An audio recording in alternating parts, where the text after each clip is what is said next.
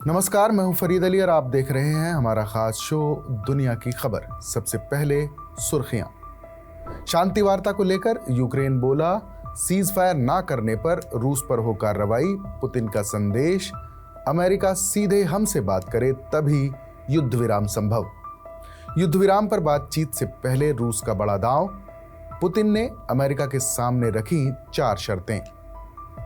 रूसी राष्ट्रपति पुतिन ने आर्मी यूनिफॉर्म में किया कुर्स्क इलाके का दौरा, यूक्रेनी सेना को खदेड़ने के दिए आदेश। कहा, पकड़े गए यूक्रेनी आतंकी, उनसे वैसा ही सुलूक हो। पाकिस्तानी सेना बोली, ट्रेन हाईजैक के सभी बंधक छुड़ाए गए, 28 सैनिकों की मौत, 33 विद्रोही ढेर। बलूच लड़ाकों का दावा, हमने 100 सैनिक मारे। ट्रंप की टैरिफ नीति पर यूएन चीफ एंटोनियो गुटेरेस की चेतावनी। कहा, अगर सभी देश ट्रेड वॉर पर उतर जाएंगे तो अपना सब कुछ खो देंगे। मार्क कार्नी का शपथ ग्रहण शुक्रवार को, बनेंगे कनाडा के 24वें प्रधानमंत्री, मंत्री भी लेंगे शपथ। 9 फरवरी को जीता था पार्टी नेता का चुनाव। सुनीता विलियम्स की अंतरिक्ष से वापसी टली, रॉकेट लॉन्चिंग सिस्टम में खराबी। 280 दिन से स्पेस स्टेशन में फंसी है सुनीता विलियम्स। और अब आज की खास खबर। हाल ही में सऊदी अरब में हुई बातचीत के दौरान अमेरिका के प्रस्ताव को मानते हुए यूक्रेन के राष्ट्रपति वोलोदिमीर ज़ेलेंस्की ने रूस के साथ 30 दिन के सीज फायर को स्वीकार कर लिया। मगर इस बीच खबर यह है कि रूस कुछ शर्तों के साथ ही युद्ध विराम करने को तैयार हो सकता है। रूस के राष्ट्रपति कार्यालय यानी क्रेमलिन की तरफ से जारी बयान में कहा गया है कि जब तक अमेरिका सीधे रूस से बात नहीं करेगा तब तक कोई फैसला नहीं होगा। रूस ने अमेरिका के सामने कुछ शर्तें रखी हैं जिनके आधार पर वो न सिर्फ यूक्रेन युद्ध को खत्म करने पर सहमत हो सकता है, बल्कि वॉशिंगटन के साथ अपने रिश्तों को भी फिर से सामान्य कर सकता है। सूत्रों के मुताबिक रूस की ये शर्तें लगभग वही हैं जो वो पहले भी यूक्रेन, अमेरिका और नाटो के सामने रख चुका है।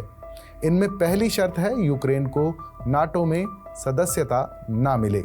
दूसरी शर्त है कि यूक्रेन में किसी विदेशी सैनिक की तैनाती ना हो, उसके खिलाफ कोई सैन्य गठबंधन तैयार ना हो सके। तीसरी, क्रीमिया और यूक्रेन के 4 अन्य प्रांतों पर रूस के कब्जे को अंतर्राष्ट्रीय मान्यता दी जाने की शर्त है। चौथी शर्त नाटो के विस्तार को रोके जाने की है, क्योंकि रूस इसे अपनी सुरक्षा के लिए खतरा मानता है।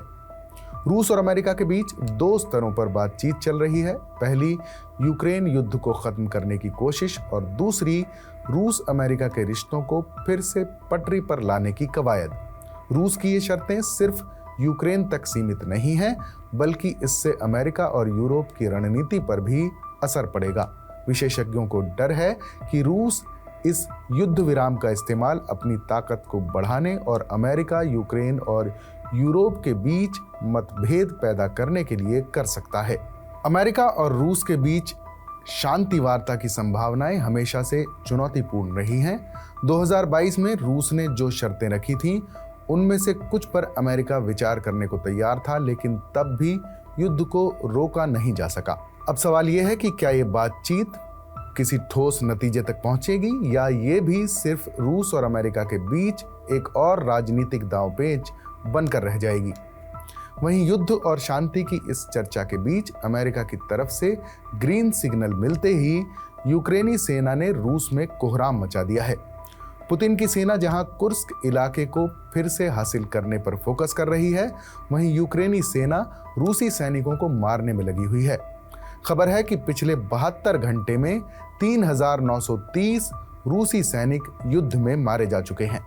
द कीव इंडिपेंडेंट की रिपोर्ट के मुताबिक 11 मार्च को यूक्रेन ने रूस के 1300 सैनिक, 12 मार्च को 1430 सैनिक और 13 मार्च को 1200 सैनिक मारे हैं। यूक्रेन ने 3 दिन में कुल 3930 रूसी सैनिक मार गिराए हैं। 1 मार्च को व्हाइट हाउस में मीटिंग के दौरान डोनाल्ड ट्रंप और यूक्रेनी राष्ट्रपति ज़ेलेंस्की के बीच बहस हो गई थी, जिसके बाद अमेरिका ने यूक्रेन को खुफिया जानकारी देने से इनकार कर दिया था। खुफिया जानकारी ना मिलने की वजह से यूक्रेन की सेना लड़ तो रही थी, लेकिन जंग के मैदान में कुछ खास नहीं कर पा रही थी। अब खुफिया जानकारी मिलने के बाद यूक्रेन की सेना हर घंटे 55 सैनिकों को मार रही है। खुफिया जानकारी जब नहीं मिल रही थी तब यूक्रेन की सेना हर घंटे करीब 40 सैनिकों को मार रही थी। यूक्रेन की सेना ने जो जानकारी दी है उसके मुताबिक पिछले 3 दिन में रूस के 15 टैंक भी तबाह कर दिए गए हैं। ज़ेलेंस्की रूस के आर्टिलरी सिस्टम और टैंक को तबाह करने पर ज्यादा फोकस कर रहे हैं, जिससे जमीनी लड़ाई में रूस कमजोर दिखे। रिपोर्ट के मुताबिक युद्ध में अब तक रूस के 8,90,000 सैनिक मारे जा चुके हैं। ये जानकारी यूक्रेन के रक्षा मंत्रालय की तरफ से दी गई है। रूस ने अब तक अपने सैनिकों की मौत का कोई आधिकारिक आंकड़ा जारी नहीं किया है। रूसी सेना की तरफ से बड़े पैमाने पर प्राइवेट आर्मी और जेल में बंद कैदी युद्ध लड़ रहे हैं। रूस की तरफ से उत्तर कोरिया के भी 20,000 सैनिक मोर्चे पर तैनात हैं।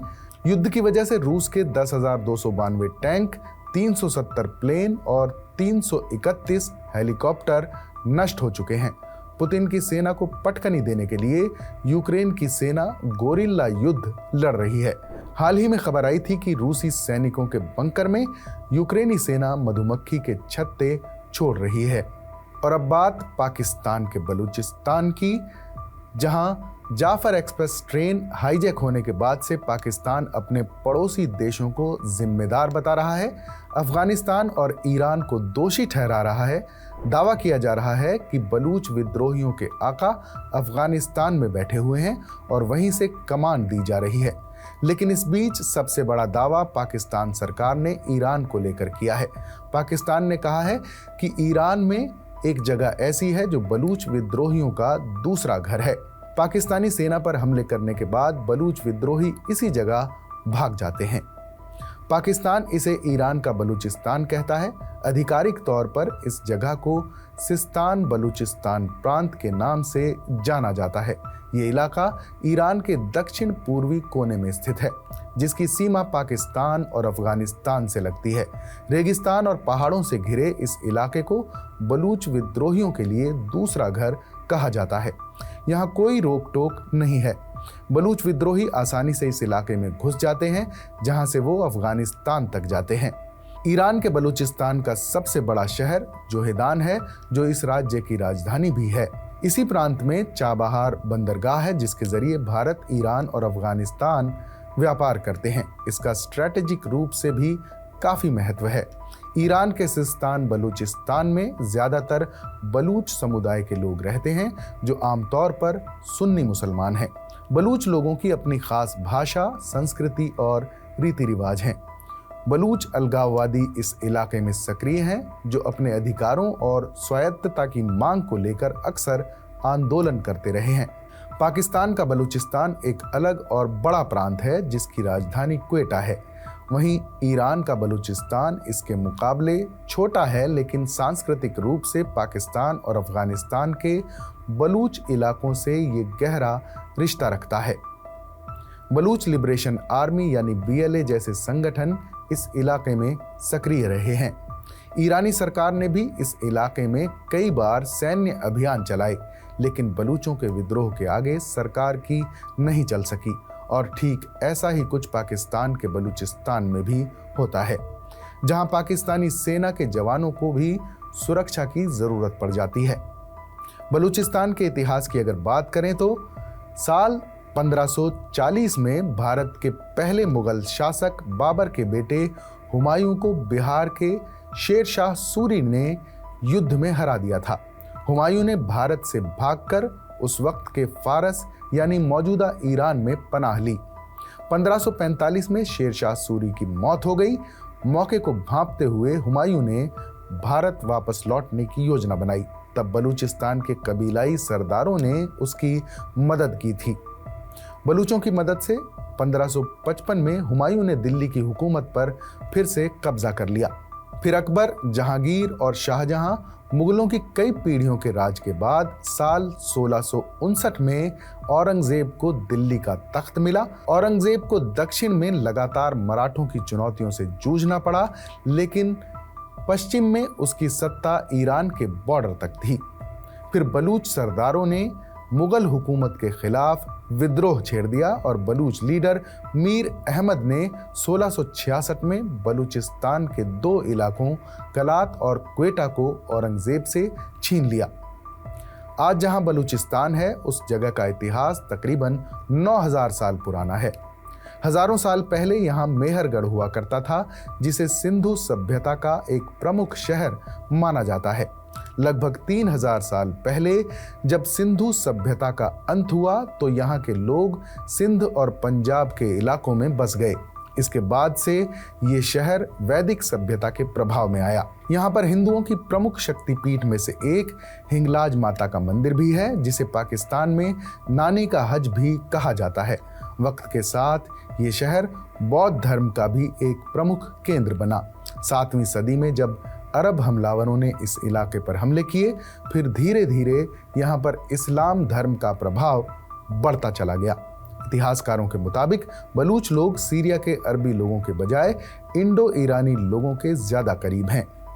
इंडो ईरानी लोगों को आर्यन भी कहा जाता है। इस लिहाज से इतिहासकार मानते हैं कि बलूच भी आर्यन हैं।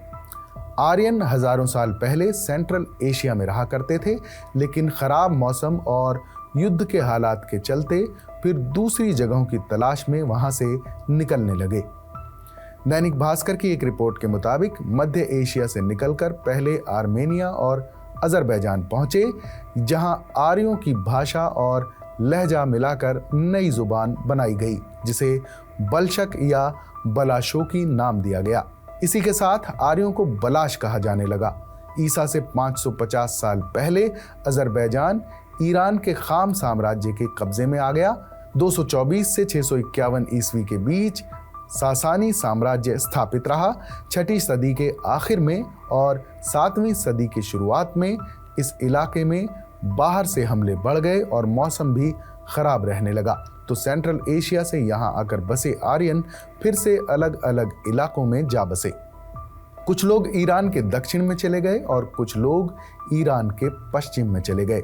दक्षिण की तरफ गए आर्यन वहां से और आगे ईरान के कमान और सीस्तान पहुंच गए। यहाँ इनका नाम बदलकर बलाश से बलूच और बोली का नाम बलाशोकी से बदलकर बलूची हो गया। धीरे धीरे ये बलूच लोग सीस्तान से आगे के इलाके में दाखिल होते गए। इसी इलाके को बाद में बलूचिस्तान कहा गया। मौजूदा बलूचिस्तान पाकिस्तान का सबसे बड़ा राज्य है और इसका 44% हिस्सा कवर करता है, मगर यहाँ की आबादी सिर्फ 1.5 करोड़ है। बलूचिस्तान तेल, सोना, तांबा और कई संसाधनों की खदानों से संपन्न है। इन संसाधनों का इस्तेमाल करके पाकिस्तान अपनी ज़रूरतें पूरी करता है। इसके बाद भी ये इलाका सबसे पिछड़ा हुआ है। यही वजह है कि बलूचिस्तान में पाकिस्तान के खिलाफ नफरत बढ़ रही है। पाकिस्तान का कब्जा होने के बाद से बलूचिस्तान में 5 बड़े विद्रोह हुए हैं। सबसे हालिया विद्रोह 2005 में शुरू हुआ था, जो अभी तक जारी है। हमारे इस खास शो पर अपनी राय हमें ज़रूर बताइएगा। बाकी देश और दुनिया की तमाम बड़ी खबरों के लिए देखते रहिए TV9 डिजिटल।